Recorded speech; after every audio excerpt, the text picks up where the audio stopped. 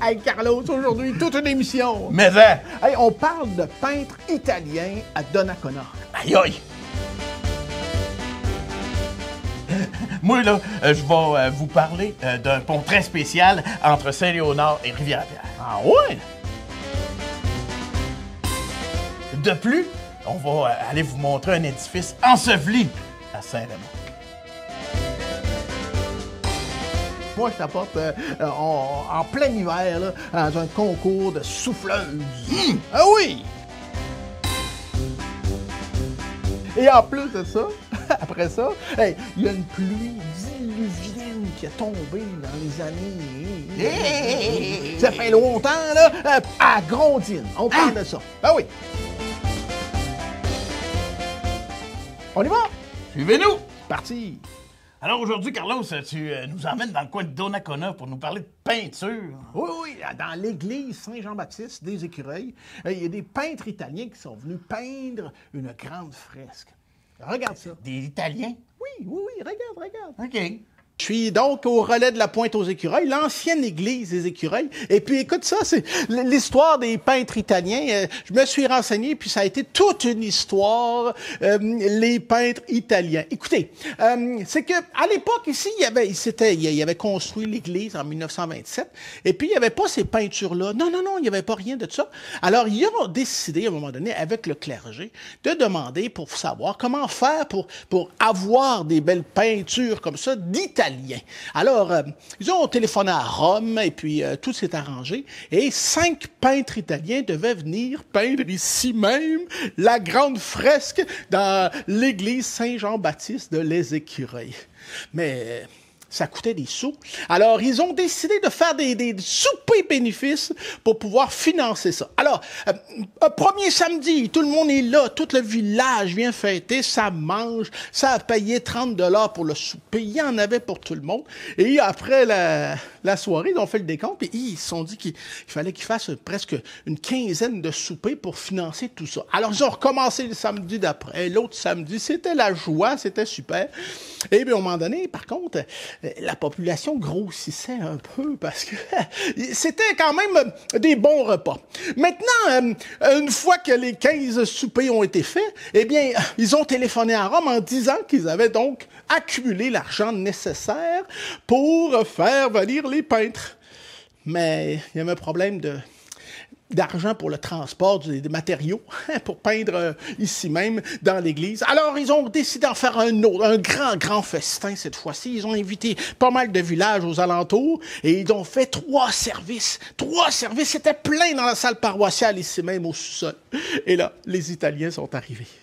Oui, par avion. Ici même, dans le champ, ils ont atterri dans le champ, ils ont allé les installer dans le presbytère et le lendemain, lorsque les peintres italiens sont sortis du presbytère, ça a été l'émoi. Les femmes ont vu des beaux Italiens incroyables. Alors là, l'église s'est remplie. Les Italiens ont commencé à travailler dans les échafauds que les cultivateurs ici, les habitants avaient construits. Et là, ça a été le début d'un grand commencement. Le village s'est arrêté. Les femmes ne faisaient plus à manger, les femmes ne faisaient plus de reprisage, les femmes faisaient plus de couture, ils faisaient plus les lits, ils faisaient plus de ménage, plus rien. Ils étaient à l'église en train d'admirer les dieux italiens. C'était incroyable. Puis il n'y avait plus rien à manger. Alors les femmes apportaient quand même des petites bricoles pour le soir, pour la famille. Mais là, tout le monde commençait à maigrir. C'était incroyable. Tout le monde pensait que aux Italiens, ici même. Alors écoute, selon ce qu'ils ont dit, là, les hommes commençaient à être un peu déçus de tout ça. Les femmes étaient toujours ici à l'église. C'était rendu là le désordre dans tout le village. Alors, les gars, les hommes ont décidé à un moment donné de faire une grande réunion dans la salle paroissiale. Et puis, ils ont dit, et là, attention, ça suffit. Il faut que les peintres italiens finissent ça, là. Ça faisait déjà 2 ans et demi que les Italiens étaient ici. Et le contrat était prévu pour 6 mois, imaginez. On avait tiré la sauce, comme on dit. Et il y a un homme qui a pris la parole et qui a dit, là, ça suffit. On a besoin de repas chauds et de bonne famille. Alors, il y a une petite fille derrière qui s'est levée. Oui, une jeune de 18 ans. Elle s'appelait Carmen. Oui, Carmen. Et puis elle a dit, si jamais vous avez faim, venez me voir en haut de la côte. Oui, en haut de la côte, ici aux Écureuils, et vous allez pouvoir manger votre faim. Et ça a été le début. Ça a été le début, mesdames et messieurs, du restaurant mythique chez Carmen. Grâce au peintre italien, le restaurant a vu le jour. Et voilà! Une autre rumeur, mesdames et messieurs. Comme ça, Carmen a sauvé le village. Exactement. Carmen a sauvé le village des Écureuils, mesdames et messieurs. Merci, Carmen. Merci. Fait. Enfin, selon mes recherches, je crois qu'on a trouvé l'entrée officielle du bunker qui se trouve derrière moi. Bien sûr, il a été rempli depuis ces années-là parce que on veut pas que personne se blesse, là. Mais on n'est pas là pour aller dedans. On est là rien que pour vous en parler. Donc, on a vérifié, puis le bunker a été bel et bien bâti par l'armée, et le but était de protéger les Raymondois. Donc, à l'intérieur, on avait une piscine olympique, un salon de quilles, on avait une épicerie, mais il n'y avait rien dedans parce qu'on avait juste 3 mois de bouffe, là. Fait que ça passait vite, 3 mois, hein? Donc, on sait qu'il y avait 3 mois de nourriture parce que ils ont fait le test. À un moment donné, ils ont mis du monde dedans, là. Puis, ils ont duré rien que 3 mois. Puis, ils se sont dit que ça valait pas la peine là, d'avoir un bunker antinucléaire rien que pour 3 mois. Vous autres, l'auriez-vous essayé 3 mois là-dedans? À quoi ça sert? Hein, mon Gérard? Tu capable de me dire à quoi ça sert? Ça, là. Sûrement une brosse à cheveux. Je pense qu'on va aller vous poser la question. Oui. À quoi ça sert?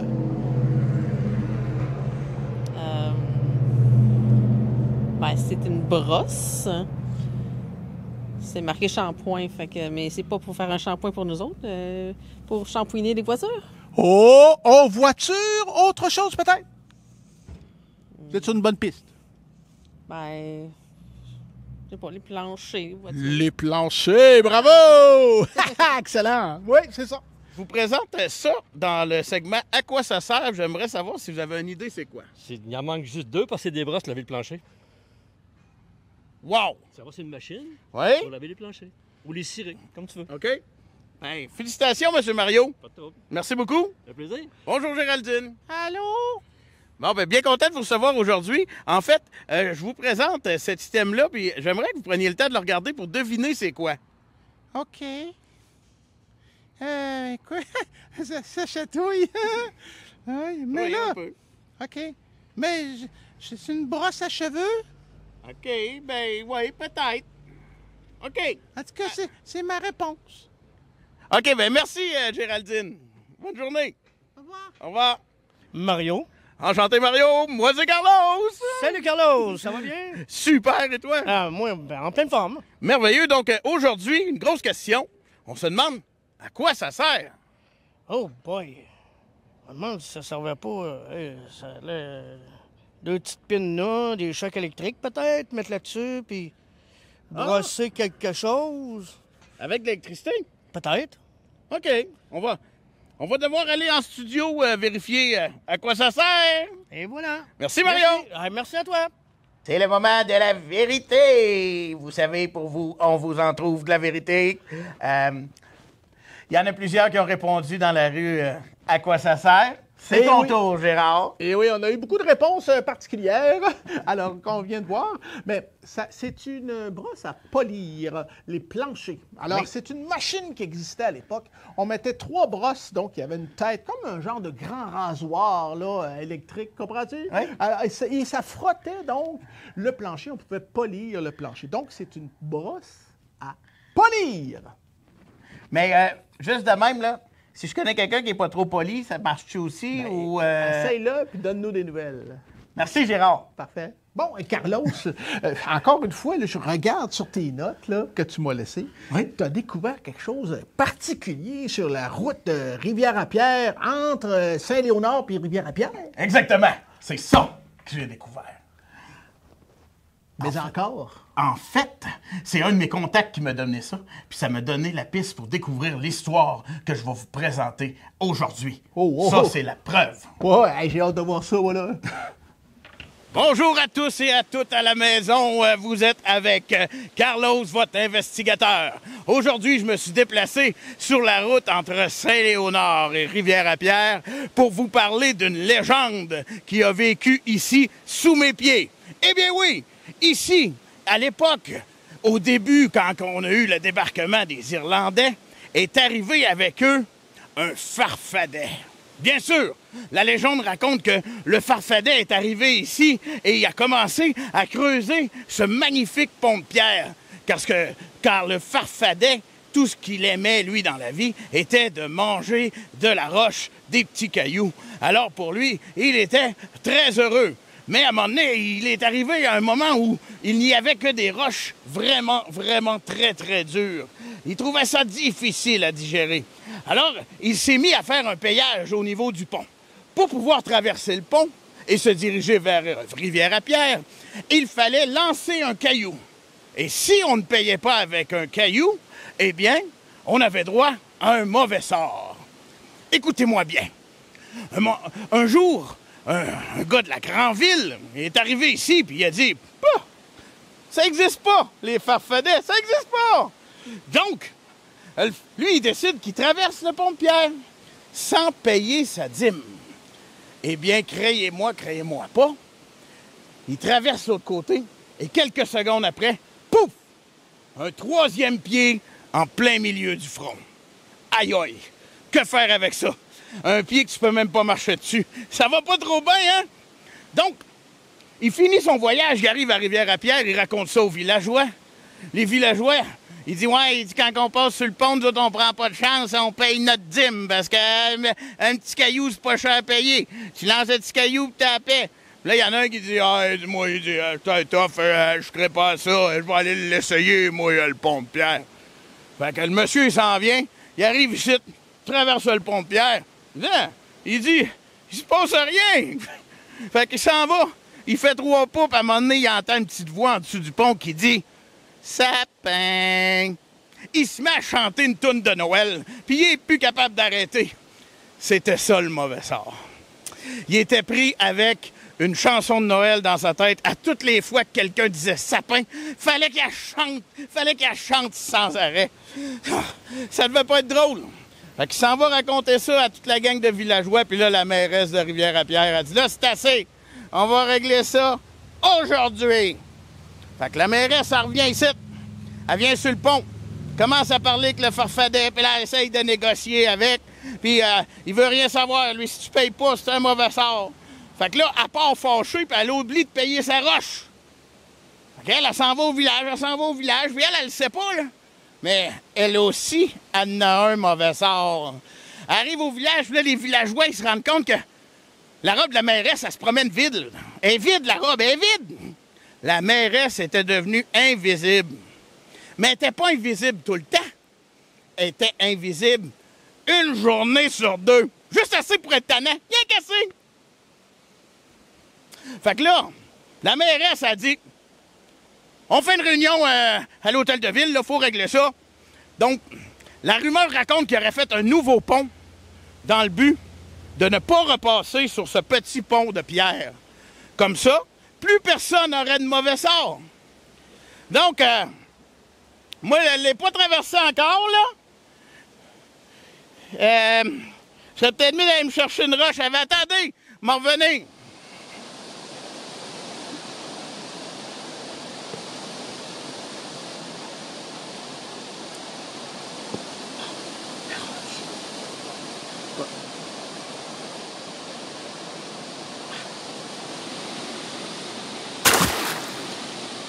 Carlos, imagine 70 ans comme ça. Ça a l'air que quand il voulait marcher avec, il se graffignait le nez. Les expressions. Hey, hey, hey, Gérard, les expressions aujourd'hui? Oui. Et qu'est-ce qu'on a comme expression? Alors, écoute, l'expression d'aujourd'hui est pas facile, je dirais. Pas facile. C'est « Est-ce que tu es barré à 40? » Hein? Pas barré à 40. L'expression pas barré à 40, moi je sais. C'est quoi? Ah, vas-y donc, hein? En fait, ça vient de Saint-Raymond. Ah. Oui. À Saint-Raymond, il y avait un bonhomme genois. Il y en a eu 2, 3 ici, des genois, à Saint-Raymond. Ouais. Bon, le bonhomme genois, là, lui, là, il se demandait tout le temps pourquoi que, avec les calèches, on pouvait pas dépasser 40. Bon. Puis là, à un moment donné, il dit, m'arrêtez de niaiser. Le bonhomme, là, il a garoché 6 chevaux en avant de sa calèche, OK? Ça, là, c'était des roues d'acier. Ouais. Large de même. Oui, exact. Puis là, il est parti, puis il m'a dit de quoi que le 40, il a passé vite en sacrifice. Hein? OK. Puis c'était pas 40 km/h, là. Non, c'est des miles. C'était des par miles hour. dans ce temps-là. Ouais. Mais là- Une autre mesure, ça. Mhm. Lui, là, il s'en rendait pas compte, là.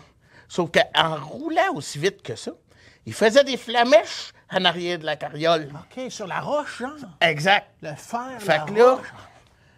lui, il était content. Il dit, moi, je suis plus barré à 40. Moi, je peux aller n'importe où à la vitesse que je veux.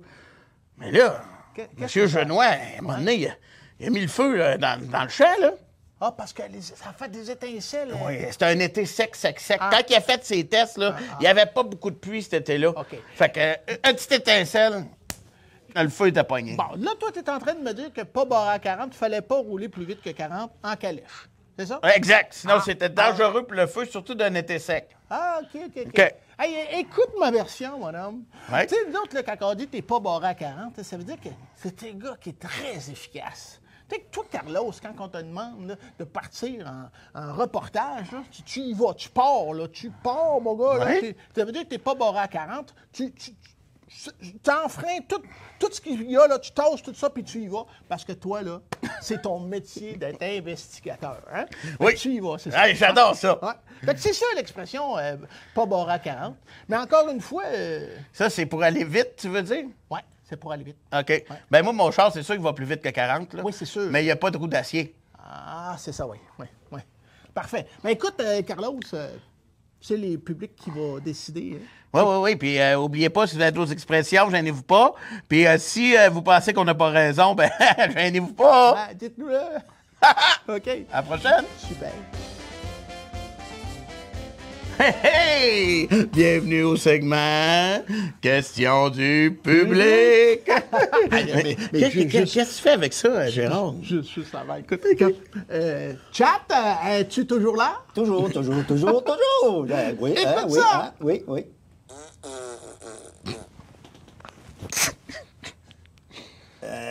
Non.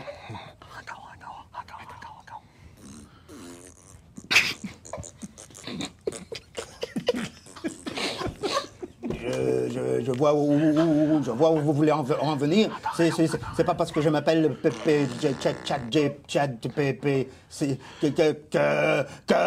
que je flatulence. Non, je ne fais pas de flatule. Non. OK. Désolé, Jack. Jack, extrêmement désolé. C'est une blague. En fait, tu sais que son nom, c'est ça parce qu'il est un peu cassé. Ah oui, je sais. Tu sais, Je ne suis pas cassé. Je ne suis pas cassé. Je OK. suis pas content. Je ne suis pas content. Est-ce que tu pourrais juste dire vérité, s'il vous plaît? C'est ça, je sais. Pas cassé. OK, bon. OK, on y va pour une question. Oui, c'est moi, ça. Hein? Bon. Oui, vas-y. Alors, Prends voilà. une. Oh! Ici, nous avons une question de Mario. Ah! Salut, Mario! Mario, il nous écrit souvent, Mario. Oui. Et puis là, il y a une question très technique, mon cher chat.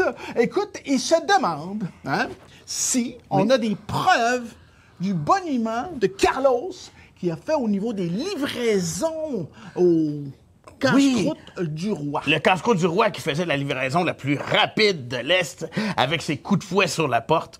Eh bien, on demande à Chat, y a-t-il une preuve de ce boniment?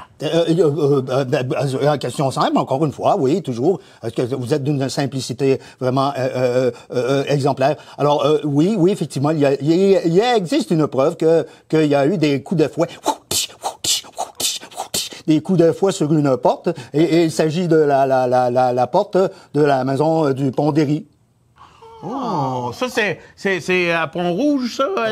Pont.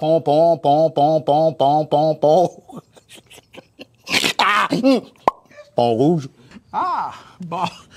Hey, Wow! Bonne réponse. Ça, Hey, c'est j'adore. formidable. Super, excellent. OK. Bon. Maintenant... Ah, Gaston. Ah, connais-tu Gaston? Gaston, comment ça commence? Gaston nous demande encore, on est encore à Pont-Rouge, en fait, le poste de péage pour traverser un pont. Oui. Tu pourrais-tu nous éclaircir un peu là-dessus? Ben oui. On en a parlé dans la dernière émission. Hein? Le pont à Pont-d'Éry était un pont payant. À l'époque, ça coûtait 2 cents et demi. On l'a dit dans le reportage, 2 cents et demi. Mais Gaston se demande, est-ce que c'était payant des deux bords quand tu venais vers l'est ou vers l'ouest? Alors, Chap? Effectivement, c'était payant dans les 4 sens. 4 sens? C'est payait deux ça, comme ça, là, des scènes pour l'ouest et l'est. Mais du nord au sud, c'était gratuit. C'est la V. Ah, donc ceux qui traversaient par la rivière en canot, mettons, ils payaient pas. C'est ça que Chad veut dire? En canot, en barque, en bateau, en hydroglisseur, oui. OK. Wow! Wow! OK. Un complément d'information, vraiment, là, on s'y attendait pas. Non, pas du tout. Eh bien, ça, donc, le Pont-d'Éry, c'est à la Société historique de Pont-Rouge. Hein? Oui. Il y a un autre monument incroyable historique à Pont-Rouge, c'est le Moulin Marcoux. Oui. Il y a beaucoup de spectacles maintenant. Il a été obligé, au Moulin Marcoux, de faire des travaux là-bas. Hein? Et puis, pour que ça devienne un centre culturel. Oui. Chat, est-ce que tu pourrais nous dire combien de places il y a dans la salle? Ça, c'est... Je sais pas s'il est déjà allé, lui. Hein? Il était pas prêt. Est-ce que c'est... On va demander. Combien de places y a-t-il dans la grande salle du Moulin Marcoux? Je fais une recherche, je recherche. Et puis, Chat?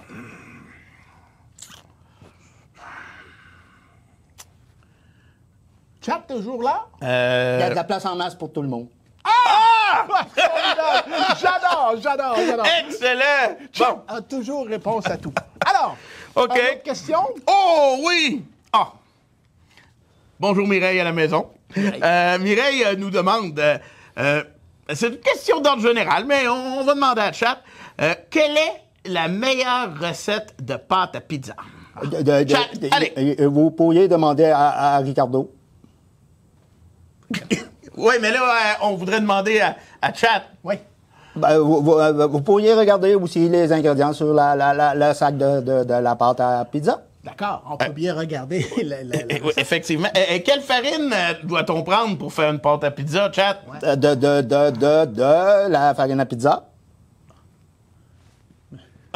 quand même... Bon, ben, c'est ça, hein, dans le fond. Hein? coup de bain. Merci, Chat. Merci. Hey, hey! C'était donc... Les questions du public! Aïe, Chat, il est fort. capoté. Le sport. Alors, bonjour tout le monde.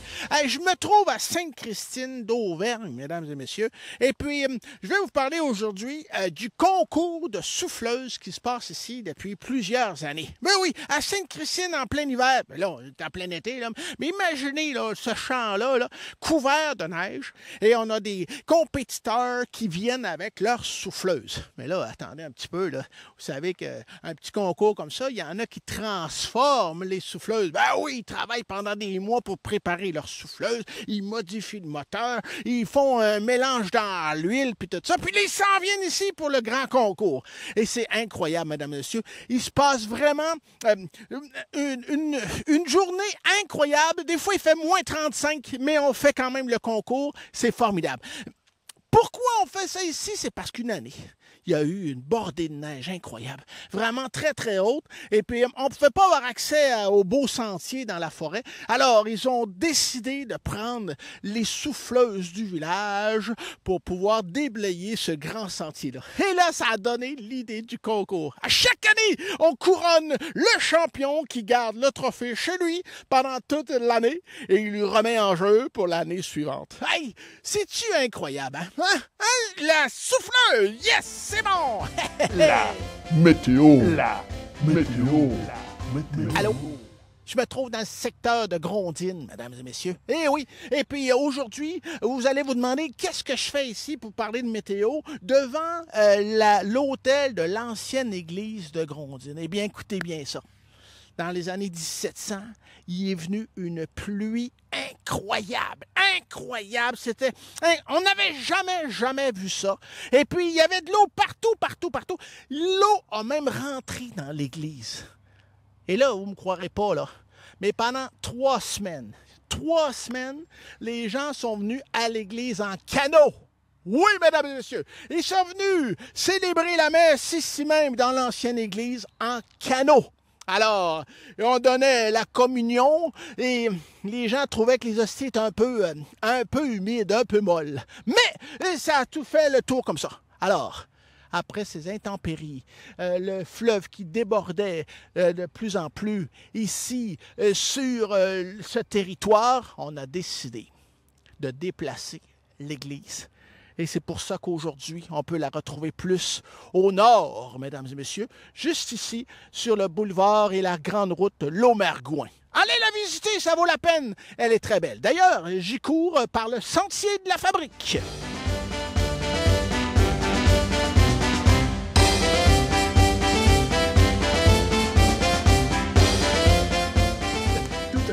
Encore aujourd'hui, hein, mon cher Carlos? Il a été fort aujourd'hui quand même. Oui. On a vu les peintres italiens qui ont été capables de mettre un village champ dessus dessous pendant 5 ans. C'est quand même incroyable. On peut encore voir la fresque. Oui, dans l'église, dans l'ancienne église, maintenant le relais de la Pointe aux Écureuils. Oui, on peut voir ça.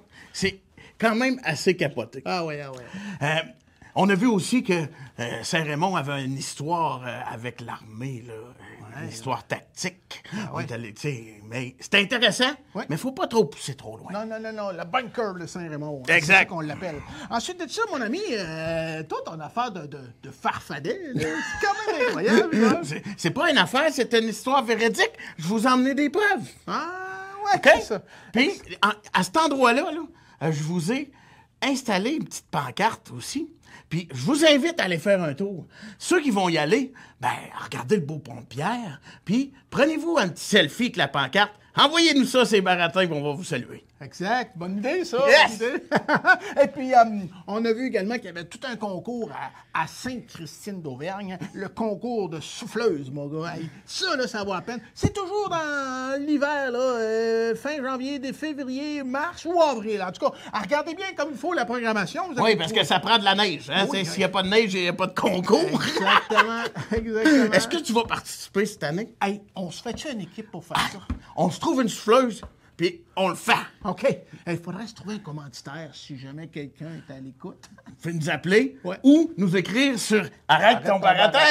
Nous autres, on va pogner la souffleuse et on va faire le concours. Exactement. T'es fort. Et puis, l'autre affaire, on a vu que c'était dur de célébrer une messe quand il y avait de l'inondation.